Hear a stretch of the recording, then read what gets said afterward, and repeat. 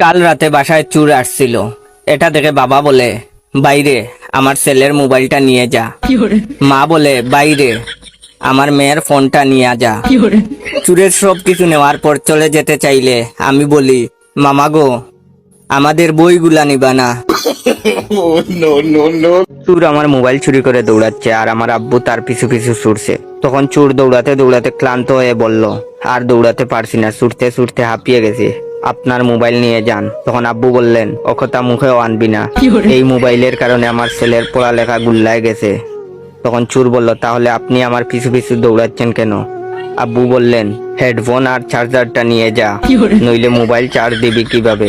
আমার বয়সী ছেলে মেয়ে বিয়ে করে বউ নিয়ে হানিমুনে যাচ্ছে, আর আমি আমার মাকে বিয়ের কথা বললেই আমার মা বলেন আমি নাকি এখনো বাচ্চা। কি রে সেমড়ি, তোর কি বান্ধবী বলে না ওরে একটা বয়ফ্রেন্ড খুঁজে দিতে? যদি বলে তাইলে তুই ওরে আমার কথা কস না কেন? লন্ডন যাওয়ার লোভে যারা বুড়া বুড়া আন্টিরে বিয়া করবা, তাদের বিয়ের পরে এই অবস্থা হবে। আমি জুয়ান একটা পোলা, বুড়া বউয়ের কাছে আমায় মায়ে দিছে বিয়া। ও সে যৌবন জানা মিটায় না রে মোরে কোকাইয়া।